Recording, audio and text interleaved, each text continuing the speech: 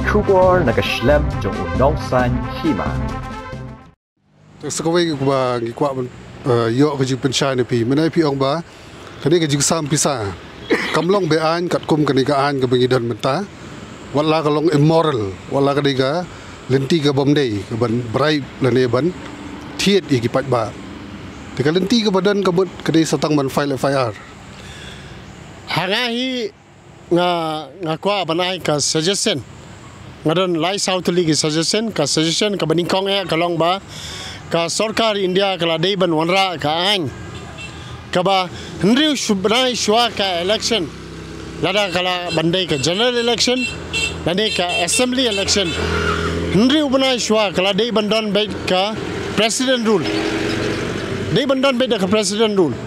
haba kadon ka law and order kanunu ka state ka ba kadon ka failure of the law and order ni khot be da ni ka center ka promulgate be da ka president rule tinga ngasko ba hendriu banai shwa bandon kani ka general election lani ka assembly election pelong no da ka president rule, let it be a governor's rule tinang ta kan te la kam no dikini banyale election wadi kini ki ba wadi hi officers su kamjo tinang ta habak sakawai ka lat kalong ba badai ban file da ka first information report lada lala plain ba ki don ni kini ki candidate ki ba ai Pisa sheki sang balang lani sheki ki organization lani sheki ki balang nga so badai ban arrest sheki ni bro they ban file the FIR let the law take its own course ai ba kini ki police kin reject ya ka FIR ngin sia pai kai tingga nga ai ka ni ka idea ki pai ba kalong ba file be the first information report YouTube ban salong YouTube ban election MLA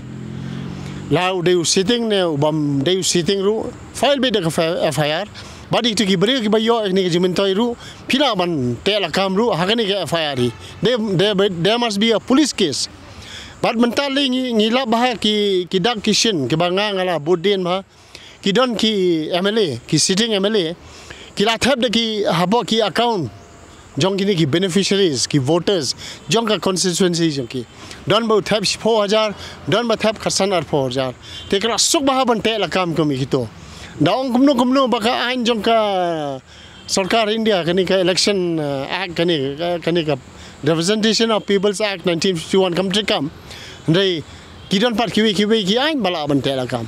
kajingong jong Supreme Court ba ka court kam dan bor ban tukla di komine jai kam ngaso ba ka Supreme Court ka bakla kadi ban don bai kata ka haka ni